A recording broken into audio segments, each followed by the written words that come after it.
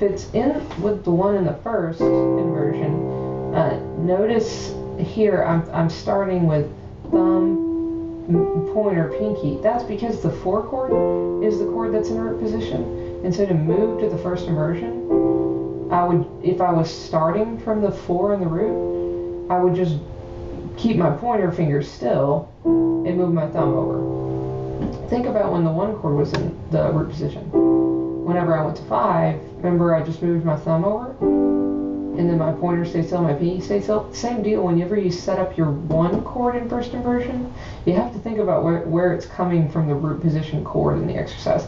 So in this root position chord, in this exercise, when the 1 is in first, the 4 is in root. There's the 4 in root, and so the 1 is going to have the thumb move over and everything else stay still. So just remember that when you set up the 1, you're going to do thumb, pointer, pinky for the first inversion, then 4 in root, then back. Notice my pointer and my pinky stay still.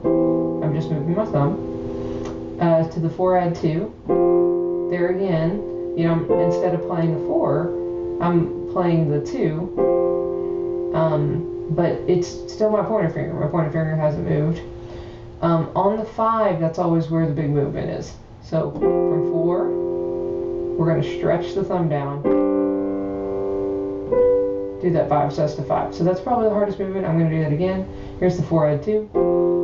To 5 in the second inversion. Actually 5 sus in the second inversion. I got to reach that thumb down. But notice G and C stay still. So that's all it is. From 4, add 2 to 5 sus, you just reach for that D, and then suspend, resolve. There's 5. Back to 1. Back to 5. And 1. Okay, here it is with the 1 in second inversion.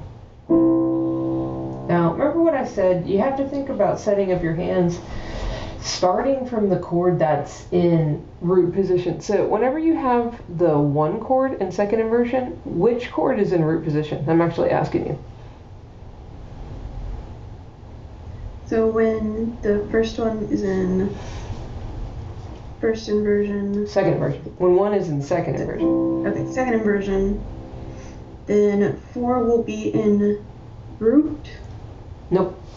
No, okay, so this is 4 will be in 1 and then 5 will be root. Mm-hmm. Yeah. So whenever you, so whenever you start though, you've got to think about which chord is going to be in root, and that's how you set up your hands. So if 5 is in root, 5 is in root, then when I set up my hands for the 1 chord, I've got to think about positioning it in context of 5 looking like this. Okay. And so how would I get to 1? I would move my middle and my pinky over. So that's how you start, if that makes sense. Alright, so here's my 1 in the second. Now to go to 4 over 2, you've got to move both your pinky up and your thumb up. For me personally, I also switch my middle to my pointer because it's more comfortable to me, but you don't have to. That's actually more efficient. Back to 1. And then to the 4, add 2. All you got to do is just move the E to the F, like that. 5 is in root, so I'm going to do 5 sus to 5. 1 over 6, 5 over 7, and 1.